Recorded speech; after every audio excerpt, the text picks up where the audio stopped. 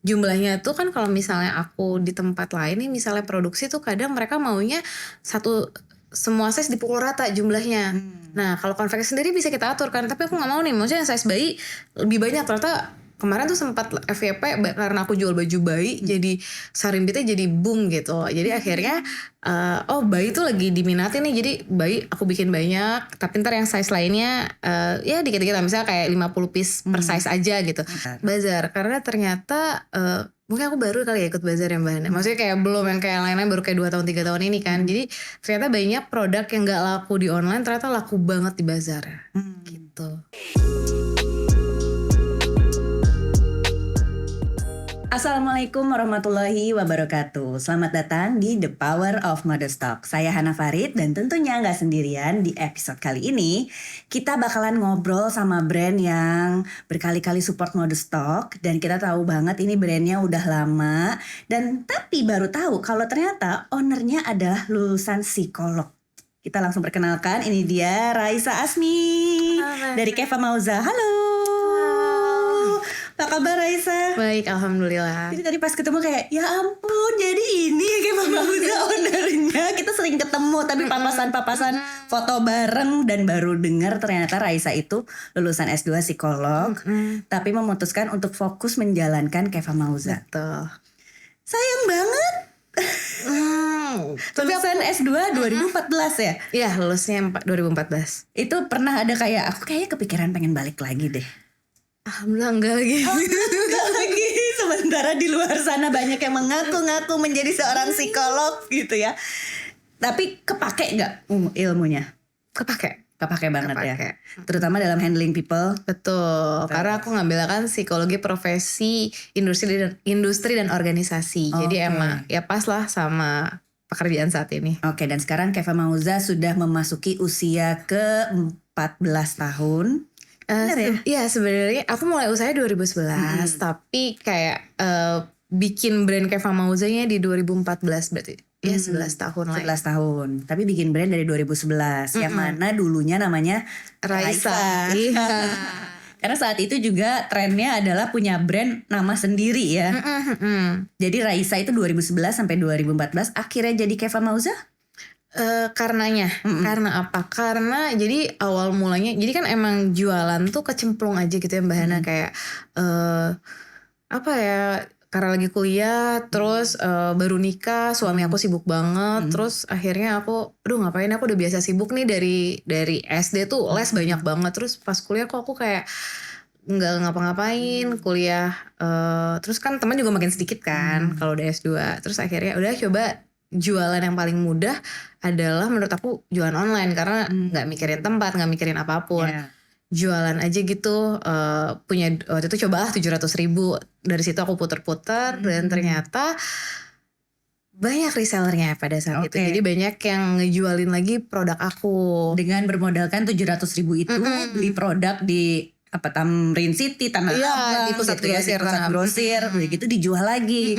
Tapi itu belum pakai label ya? Belum, jadi ya pakai label si toko. Pakai label toko. Sampai akhirnya kayaknya aku harus punya label sendiri nih. Setelah menjalani 3 tahun itu? Ya, setelah menjalani 3 tahun. Terus akhirnya cobalah titip jahit ya di konveksi lain. Dan memang kebetulan pada saat itu aku mutusin, oke, aku harus bikin brand itu karena si toko yang selalu aku ambil ini udah gak bisa menuhin ke permintaan aku gitu. Akhirnya kok kayaknya modelnya aku udah lama-lama udah gak suka nih, udah kayak gak sesuai sama stylenya Raisa gitu. Akhirnya ya udah deh bikin produksi masih dengan 2 nama tuh, si Keva sebagai brand, Raisa sebagai nama toko online-nya. Aku pun juga ngedaftarin ke Haki 2 nama itu. Udah langsung daftarin aku daftarin ke Haki.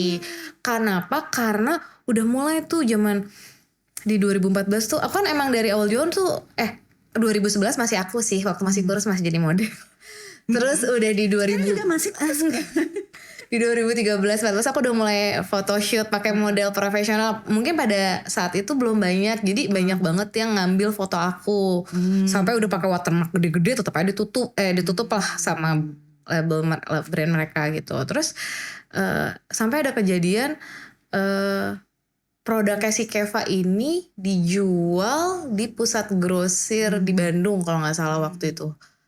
Tapi aku nggak pernah bikin model baju itu juga, nggak kok. Terus dia jualnya juga murah banget.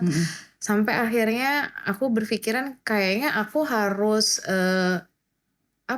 bikin nama toko dan nama brand yang sama gitu. Karena emang ngejalanin dengan 2 nama tuh susah banget gerak buat naiknya gitu kayaknya. Jadi udah daftar Haki, udah daftar PT juga?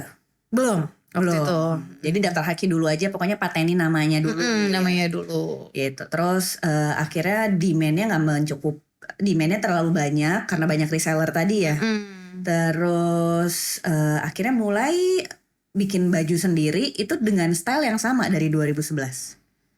Bergeser ya, kayak selera aku juga bergeser sih. Mulai ya waktu belum punya anak kayaknya suka warnanya heboh gitu kayaknya. Terus jilbabnya juga yang zaman dulu tuh ya ada apa heboh gitu. Dan tren saat itu memang masih menyala-menyala gitu ya, 2011-an ya. Gitu. Terus akhirnya ya jadi sebenarnya si Keva ini kayaknya emang aku banget sih, karena memang yang ngikutin selera aku gitu.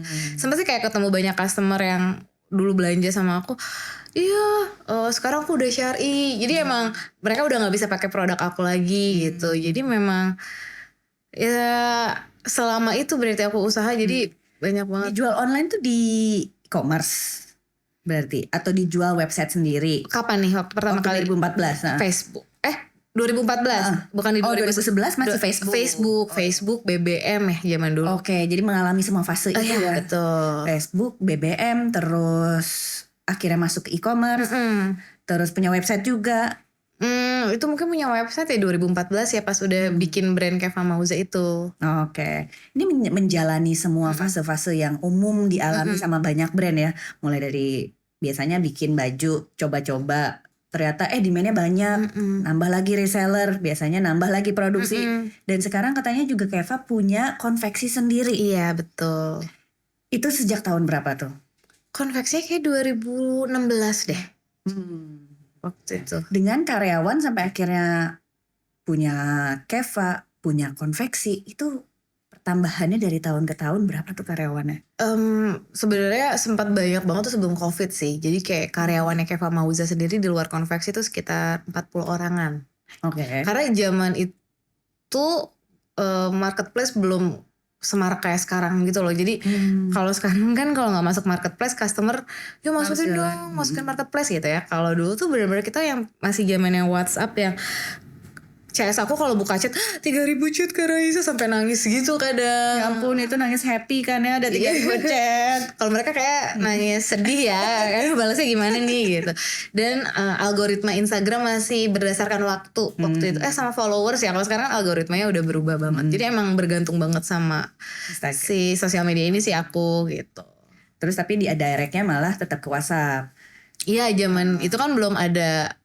Kayaknya aku belum, udah ada mungkin tapi aku belum bergabung ke marketplace. Aku cukup terlambat sih masuk ke marketplace ya. Gitu. Marketplace udah semuanya sekarang? Sekarang mau gak mau ya. Oke. Sekarang ngomongin style yang berubah-ubah, ini juga kan customer tadi udah mengakui kayak ada yang masih, ada yang akhirnya jadi syari, gak bisa lagi gitu. Tapi Raisa tetap dengan gaya itu ada pernah ngobrol gak sih sama customer gitu, yang laku tuh yang mana, terus yang atau berdasarkan data penjualan aja? Data penjualan dan ngobrol juga. Jadi sampai sekarang pun aku masih maintain kayak grup WhatsApp gitu, grup WhatsApp customer sampai kayak satu grup tuh isinya ribuan, ada 4 atau 5 gitu. Oke. Itu dan aku kalau malam suka aku bacain, kadang aku ikutan replay gitu. Dan emang loyal customer Keva tuh baik-baik banget. Jadi kayak misalnya kayak aku ulang tahun, mereka tuh yang ngucapin di grupnya, jadi selalu ramai. Jadi kayak keluarga. Oke. Gitu. Biasanya dari mana sih? Gak tahu, dari mana-mana aja banyak. Ada yang sampai akhirnya kenal terus deket, hangout gitu nggak? Enggak sih, aku nggak sampai segitu. Cuman dari kebanyakan orang daerah sih, kayak dari Jawa gitu. Banyak yang bertanya-tanya juga, gimana sih dapetin reseller di awal? Kalau di awal itu kayaknya emang reseller yang datang sendiri Mbak Hana, karena emang belum banyak yang jualan di Facebook di 2011 itu, jual fashion mungkin yang style waktu kan mungkin baju-baju anak muda gitu ya, belum banyak. Terus ya banyak aja gitu yang datang ngejualin. Mereka datang dari lewat Instagram itu, Facebook waktu itu masih di Facebook. Facebook. Baru habis itu ke Instagram. Facebook sih waktu itu yang paling banyak. Gitu. Masih di maintain Facebooknya? Udah lama enggak. Udah lama. Oke. Terus ini baju yang aku pakai juga bajunya Keva banget. Dari dulu misalnya sizing gitu, itu ada spesifik khusus gak sih? Iya. Ini kita ngomongin produk ya gitu. Kalau size itu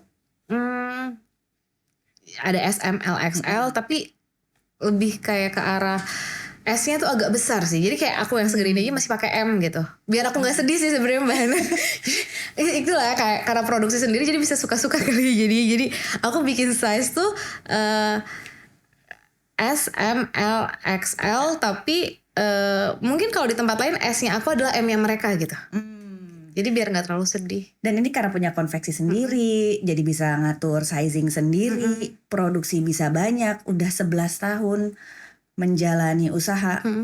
Sizing itu paling susah juga kan, karena kayak orang sekarang cenderung arahnya ke all size atau pilih bikin produk Karena yang all size karena resiko lebih kecil kan. Iya. Yang bikin Keva terus mempertahankan ada sizing, ada warna itu karena atau emang sepercaya diri itu demandnya akan ada SM. Sempat sih sepercaya diri itu, tapi pas deadstock wow, jadi akhirnya udah mulai bergeser. Ada beberapa, aku lihat dulu dari bahannya. Kalau bahannya memang jatuh, oh ini bisa sih. Nggak, misalnya aku nggak pernah yang all size, jarang yang all size. Biasanya 2 size paling nggak, SM atau LXL. Karena aku pengennya semua perempuan bisa pakai baju aku pengennya. Jadi yang paling takjub banget tuh aku bikin di Sarimbit dari size baru lahir sampai remaja. Nah itu dia, coba bagikan bagaimana strategi produksi agar keterserapannya nggak menghasilkan banyak dead stock. Karena banyak orang yang banyak brand akhirnya ngambil solusi, ya udah deh bikin model yang sizingnya tuh satu gitu, misalnya kaftan gitu kan. Tapi kalau Keva tuh terus kok konsisten gitu dengan ada sizing. Iya, bersyukurnya karena punya konveksi sendiri sih Mbak Hana. Jadi bikin size dan bikin jumlah per size-nya itu pun bisa kita sesuaikan dari data penjualan tahun-tahun sebelumnya gitu. Terus jumlahnya tuh kan kalau misalnya aku di tempat lain nih, misalnya produksi tuh kadang mereka maunya semua size dipukul rata jumlahnya. Nah kalau konveksi sendiri bisa kita atur kan, tapi aku nggak mau nih, maksudnya size bayi lebih banyak. Ternyata kemarin tuh sempat FYP karena aku jual baju bayi, jadi Sarimbitnya jadi boom gitu. Jadi akhirnya bayi tuh lagi diminati nih, jadi bayi aku bikin banyak. Tapi ntar yang size lainnya ya dikit-dikit lah, misalnya kayak 50 piece per size aja gitu. Tapi nanti kalau misalnya ada yang mau kan bikin baju anak tuh nggak lebih cepat lah daripada bikin baju dewasa. Itu bisa kayak 1-2 hari jadi sama konveksi aku. Kalau by percentage itu gimana tuh pembagiannya? Misalnya kalau sizing baju dewasa SML, XL gitu. Bagian yang paling tebal tuh yang mana? M sama L. Jadi dari 100% misalnya 40-40, S-nya 10-10 atau 30-30, 20-20 gitu. Biasanya aku M sama L paling banyak, S sama XL jumlahnya sama. XXL, aku ada lagi nih XXL. Itu biasanya lebih sedikit lagi. Lebih sedikit dari semuanya, jadi kayak 5% gitu? Ya mungkin sekitaran itu. Terus baju bayi itu bisa jadi booming. Awalnya karena video apa?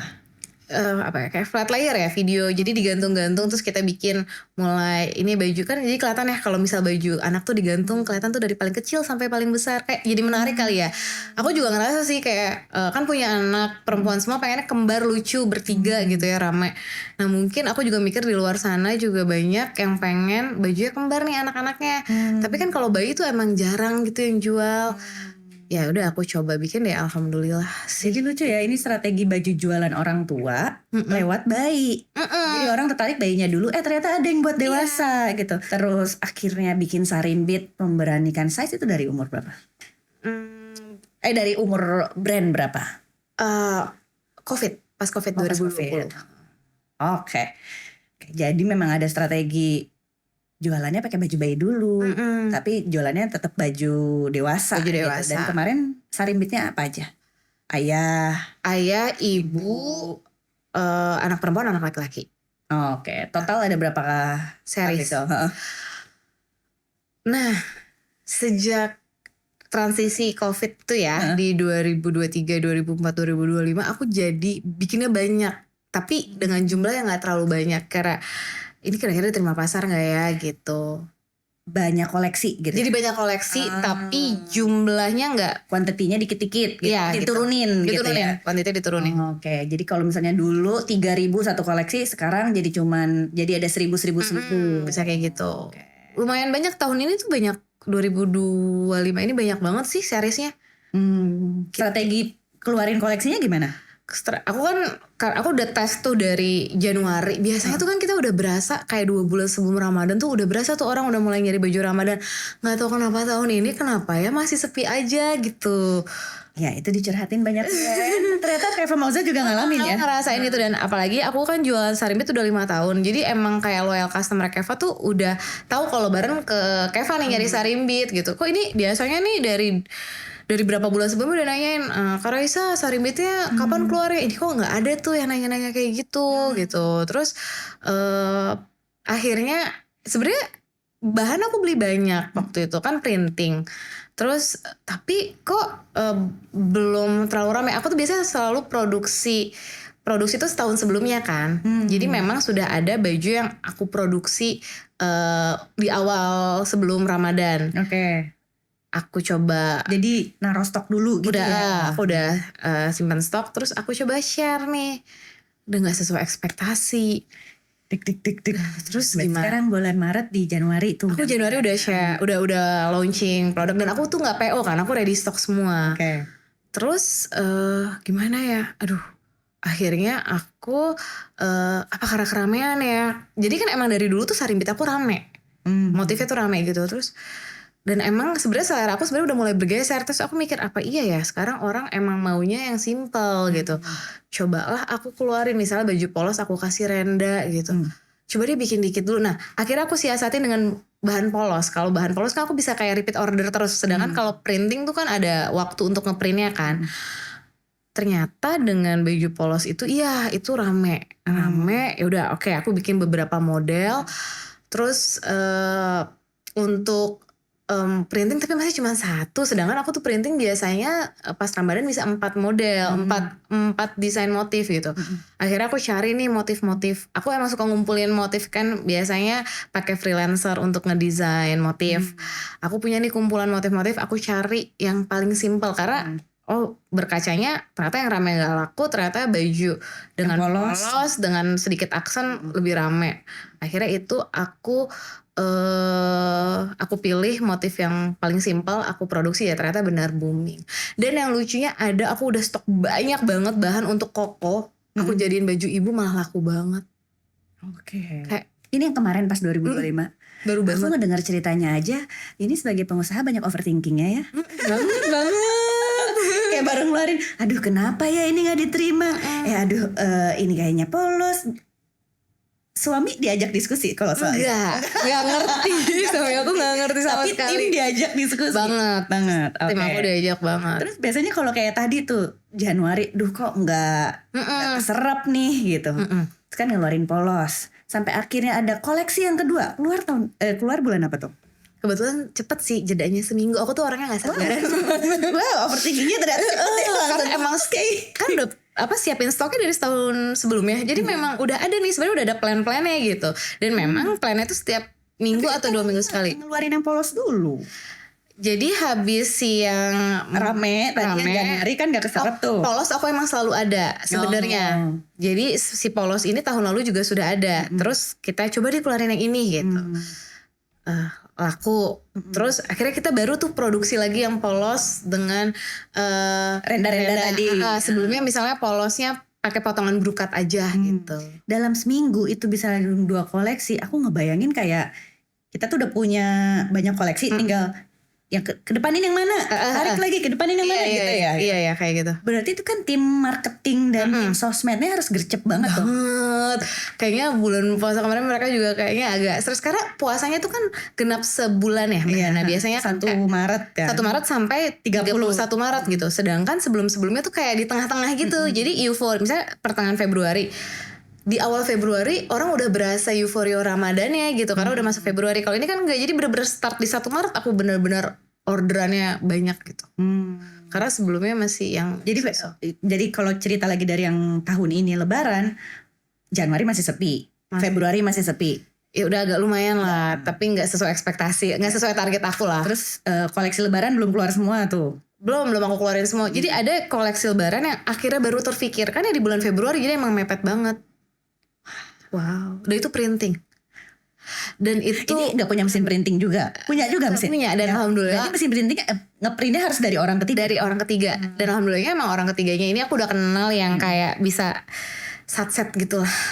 Aku tuh emang orangnya unpredictable gitu, jadi kayak orang kalau kerja sama aku emang harus kuat. Bagaimana analisa dari seorang psikolog gitu yang unpredictable itu diturunkan kepada tim yang bisa mengerti? Ya alhamdulillah karena timnya ini sudah lama banget ikut aku. Rata-rata yang bisa ngerti PES aku tuh yang udah ikut aku dari 2014 itu. Jadi awal mula aku bentuk brand, terus aku punya karyawan, ya itulah si mereka-mereka inilah yang udah ya tau lah Kak Raisa gimana gitu. Pernah gak sih ngambil decision ini di belakang tim dan suami ikut tertawa mengerti dan Iya paham banget. Bagi Ara paham banget ya. Aku gimana? Ada keputusan terabsurd gak yang kayak banyak pakai feeling dong? Ya sama data juga Sama sih. data. Ada keputusan terabsurd gak yang Raisa inget? Kayak enggak nih, ini jangan dikeluarin. Tahan dulu, tahan gitu kan. Ibaratnya itu kayak mau ngebut ditahan. Iya. Ngebut ditahan. Ada gak momen paling absurd? Yang paling absurd Ramadan kemarin deh. kemarin apa ya? Ya tiba-tiba bikin baju bayi. Gak pernah. Karena sebelumnya bukan baju bayi, sebelumnya itu umur 2 tahun lah. Tiba-tiba aku bikin yang newborn gitu. Yang baju kecil banget ukurannya. Gitu yang kayak orang-orang mikirnya serius. Ih coba deh bikin dulu deh polanya. Dan alhamdulillahnya dia punya konveksi kan, tukang pola berganti-ganti ya. Alhamdulillah udah cukup lama sama aku dan udah tahu aku banget juga. Pak tolong dong bikin ini, aku pengen banget bikin baju bayi versi begini-gini. Aku jelasin, dia paham. Terus kita coba deh bikin konten. Laku, ayo kita produksi. Kita FYP produksi.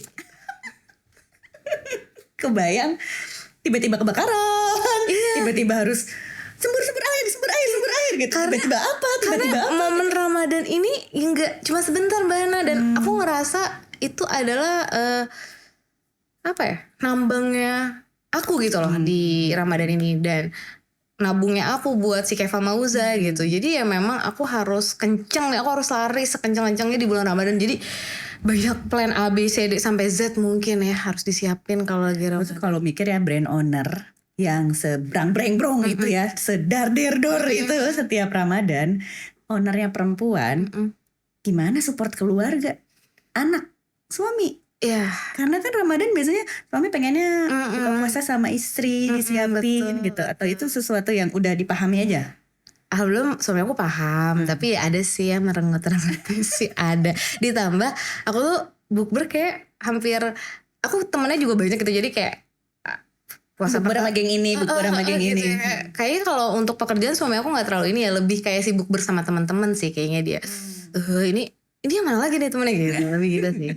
Anak-anak tapi nggak komplain juga. Enggak, alhamdulillah rumah aku sama mama tuh nggak jauh, jadi alhamdulillah banget sih. Maksudnya mama papa masih sehat, jadi masih bisa support aku banget. Jadi kuncinya juga emang support sistemnya mendukung, keluarga mendukung, rumah deket mendukung juga gitu. Jadi tinggal-tinggal dan tim yang udah lama ya.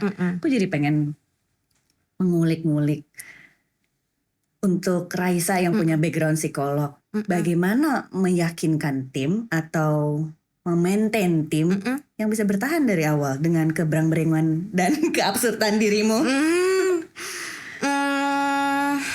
Gimana ya? Aku yang terjun langsung sama tim Raisa. Iya, di Keva ya.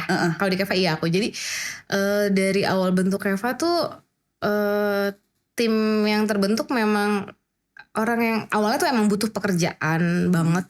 Terus dan mereka itu aku selalu putar gitu. Jadi pas masuk ke Keva nih ngelamar kerja, oke jadi customer service misalnya. Tapi kok kayaknya dia nggak cocok di customer service. Coba deh kamu bagian packing. Wah nggak teliti juga bagian packing. Coba deh tim kreatif, coba belajar desain gitu, belajar bikin apa Sisi kreatifnya lah ya pokoknya gitu. diasah, dilihat dia. Ya sama bikin konten, ternyata dia di situ. Jadi kayak dia sekarang sisa tim Keva yang ada nih kayaknya kalau setiap orang bikin online sih pasti udah pada bisa. Karena mereka udah pernah ngerasain semua pekerjaan divisi yang ada di Keva gitu.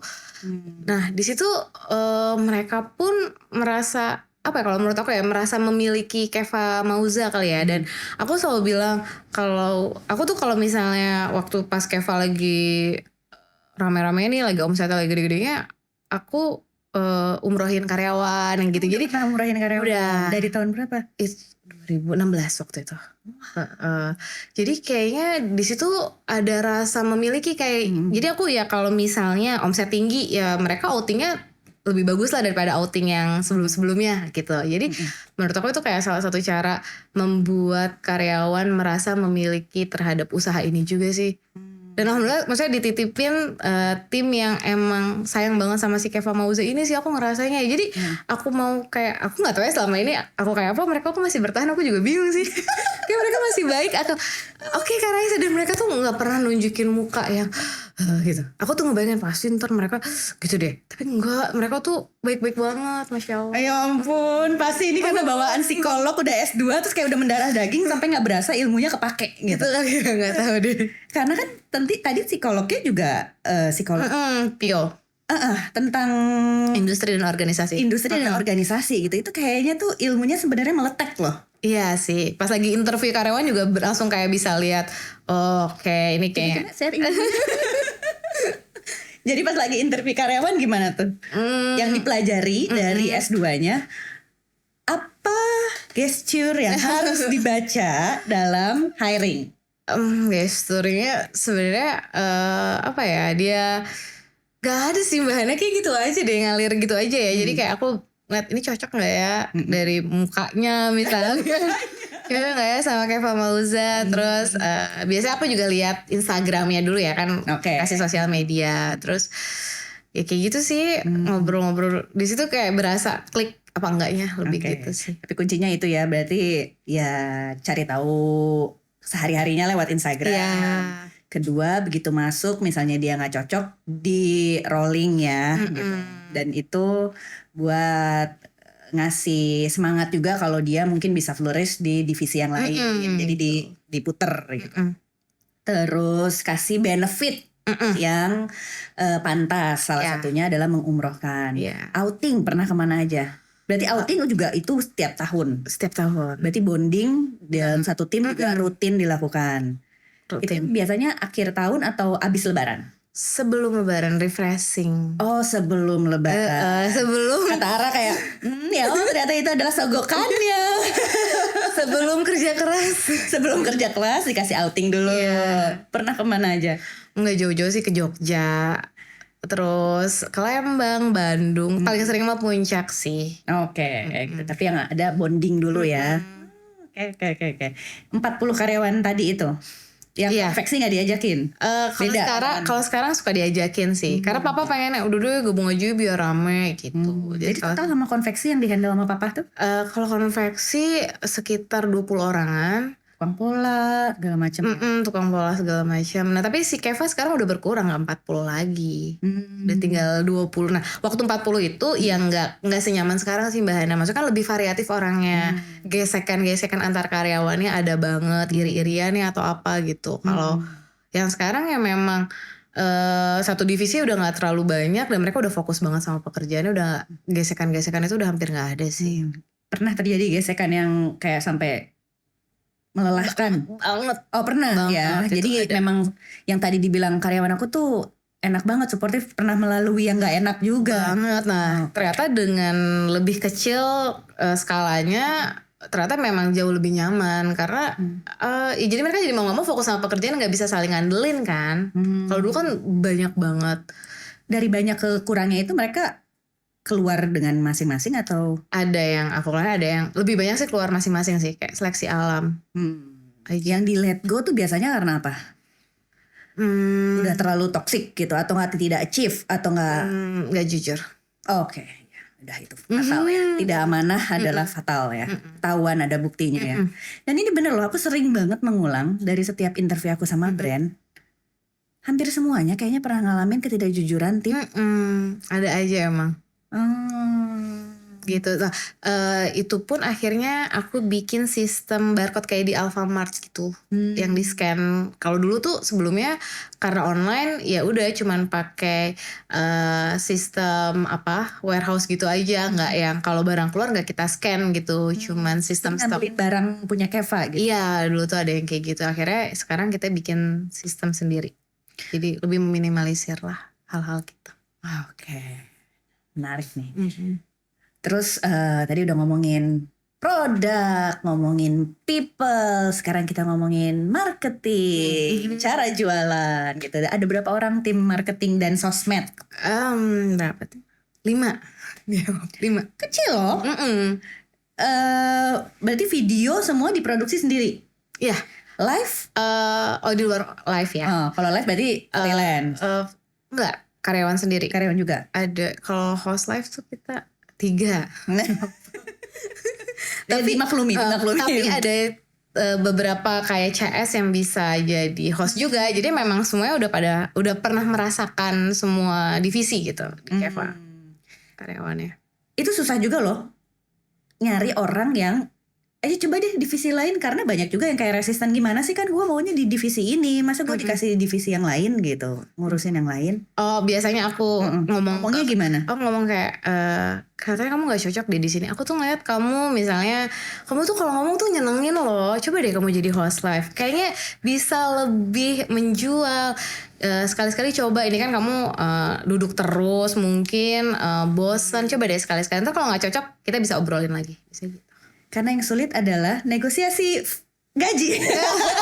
Iya kan? Iya. Aku di hire-nya sebagai ini, gajinya sekian, tiba-tiba ditambahin job desk lain, itu ada nego lagi gitu. Biasanya karena kalau misalnya aku minta dia ke host live, ya berarti dia host live aja pada hari itu. Berarti pekerjaan dia yang lain dia nggak handle. Di hari itu. Di hari itu. Tapi kan kalau yang dia cocok, nanti ntar deh aku naikin sekian gitu. Ada orang HRD lagi selain Raisa yang ngurus? Biasanya papa aku sama Ara yang bantuin. Oh, oke. Orang finance? Finance ada lagi. Jadi yang negoin harga biasanya kan finance, yang ngomong orang HRD gitu. Oke. Jadi semua terbuka dan ada fleksibilitas dari gaji ketika job desk-nya itu berubah. Oke. Balik lagi ke marketing. Jadi 5 orang. Tim sosmed biasanya. Visual itu masuk ke marketing juga? Iya, kayak desain. Iya, masuk ke marketing. Tahu semuanya. Terus konten seminggu sehari berapa kali? Berapa hitungan? Banyak, sehari 5 ya, kayak di grupnya 5 kontennya. Sehari 5. Sehari 5. Instagram semua. Apa TikTok juga? Biasanya 5 tuh ya 3 Instagram 2 TikTok dipisah. Tapi kalau misalnya lagi ada photoshoot gitu lebih lagi. Kayak lagi photoshoot yang manggil fotografer dan model profesional gitu, tim konten aku bisa bikinnya jauh lebih banyak. Kan kayak sebenarnya simple sih bikin, gaya banget. Maksudnya kayak dari takut pasti gak takut dimarahin tim, dibilangin gampang banget lagi. Maksudnya kan kayak potongan video, misalnya kayak Tina nih lagi pose-pose, itu kan bisa jadi konten juga. Aku jadi pengen bertanya-tanya sama brand yang koleksi per minggunya banyak artikelnya. Terus tambah lagi ada koleksi-koleksi spesial yang biasanya pakai model profesional gitu. Jadi dari sebulan berapa yang difotoin sama model profesional dan berapa yang fotoin sama tim sendiri? Hampir semua koleksi difoto sama model profesional. Tapi kan per koleksi tuh ada, misalnya ada 5 warna atau 7 warna, tapi gak semua warna yang kita foto. Sisanya ya, paling gak ada perwakilan lah dipakai sama model profesional. Sisanya sama internal. Jadi seminggu ada berapa artikel yang keluar? Seminggu bisa 3. Seminggu 3? Iya. 3 variasi model? Iya, 3 model baju. Ya. Jadi kayak atasan, celana, kerudung gitu ya. Kalau kayak berteriak seminggu 3, berarti sebulan ada 12 artikel. Iya. Itu harus difotoin misalnya sama fotografer profesional sebulan sekali? Sebulan 4 kali. Sebulan 4 kali? Iya. Seminggu satu. Seminggu satu. Oke, dengan talentnya 1. Kadang 1, kadang 2. Ya kalau Sarimbit 4. Oke, Sarimbit 4 atau sama bayi gitu ya? Iya. Kalau sama ada bayi tuh bisa banyak banget yang foto. Maksudnya ramai kayak keluarga gitu. Wow. Di tim yang ngurusin timeline ini siapa biasanya? Aku ada sama satu lagi, Henny namanya. Oke. Jadi justru fokusnya adalah ibaratnya Raisa tuh jadi kayak apa sih, dirijennya gitu ya. Ini foto, oke, ini stoknya diturunin, stoknya tarik lagi, ini lagi keluar, ini yang ini. Dan yang keluarnya jadi outputnya menjadi konten-konten di sosmed. Ya. Gitu. Terus kalau yang dibawa live, udah ikutan live juga kan? Iya, live. Berapa artikel tuh sekali live? Nah, kalau live itu sebenarnya kan live-nya itu di studio sendiri ya. Jadi sebenarnya gini, Keva Mauza tuh ada 4 rumah di sana. Jadi ada warehouse, deket-deketan semua nih. Warehouse sama studio untuk tim kreatif dan buat live gitu. Nah, jadi kalau artikelnya tuh kita taruh cuma 20 misalnya. Kan gak usah banyak-banyak kayak bisa dikerjain. Tapi suka banyak yang request, Kak spill ini dong gitu. Karena emang produk kita tuh segitu banyak ya Mbak Hana. Kayak Gudang sendiri berarti kan? Gudang sendiri. Segitu banyak kayak mau nyari dalaman hijab atau sampai baju lebaran semuanya ada gitu. Jadi kalau kita masukin ke etalase gak cukup juga. Oke, jadi dalam 1 jam live ada gak 10 artikel? Ada? Wah, oke. Nah ini ya, kalau stoknya sebanyak itu biasanya kan juga ada pencatatan. Oke, stok ada sekian, total value sekian. Ada gak quantity yang dijagain gitu? Misalnya kita jangan produksi dulu deh kalau misalnya stok masih sekian ratus ribu atau gak sekian ini gitu. Atau ya repeat, koleksi baru akan terus ada walaupun stok ini masih agak banyak gitu. Biasanya launching ya sih yang ditahan. Kalau produksi kan gak bisa diberhentiin ya. Maksudnya si konveksi ini harus tetap terus bekerja gitu. Jadi biasanya timeline produksi konveksi sih jadi yang berubah. Misalnya aku habis launching ini ternyata belum diserap sama pasar.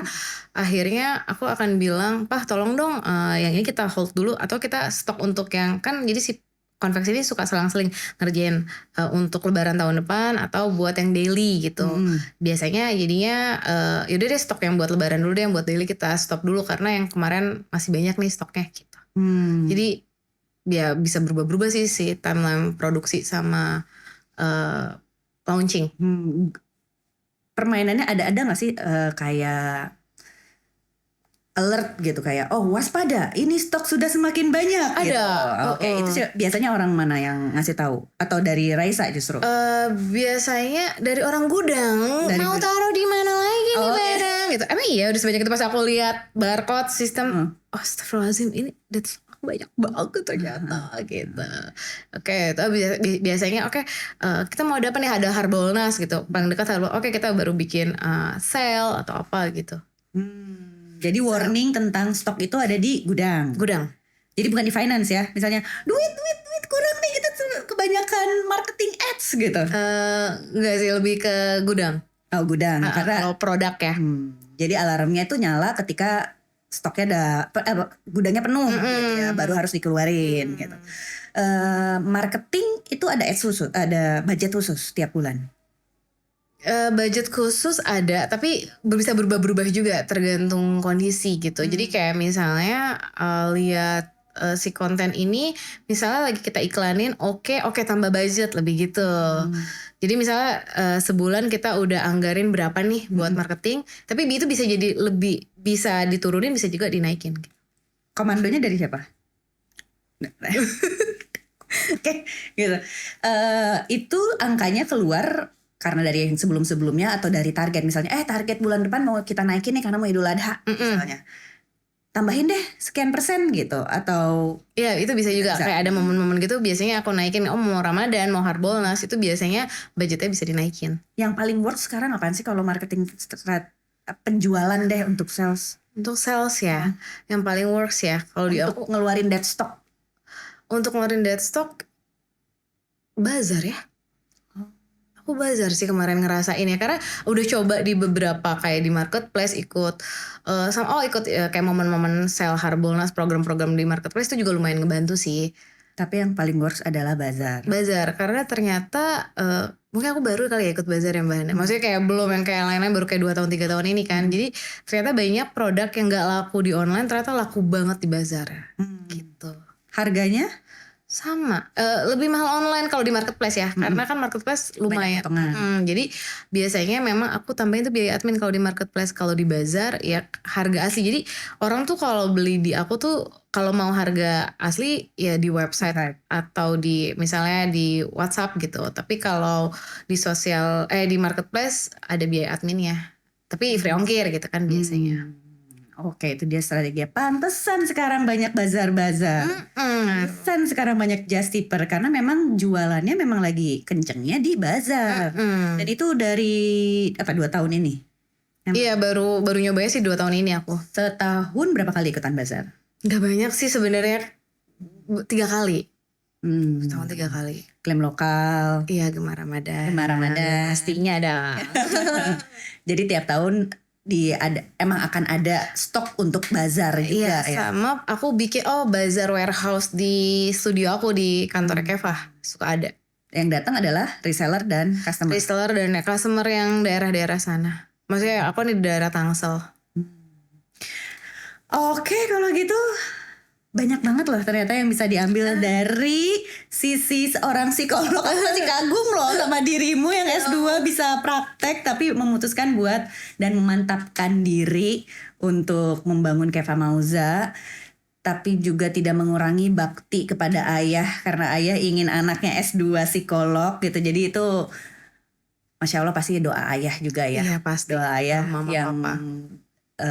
Keinginannya dikabulkan sama anaknya sehingga usaha anaknya apapun itu disupport sama ayah gitu. Terima kasih Raisa. Sukses terus buat Keva Mauza dan terima kasih juga Keva Mauza sering banget support acara Modestock, ngasih produk, ikutan Gemar Ramadan, datang ke acara bisnis to bisnisnya gitu. Semoga silaturahminya manjang terus. Terima kasih teman-teman yang sudah menyaksikan. Jangan lupa subscribe dan kita ketemu lagi di episode selanjutnya. Wassalamualaikum warahmatullahi wabarakatuh. Waalaikumsalam.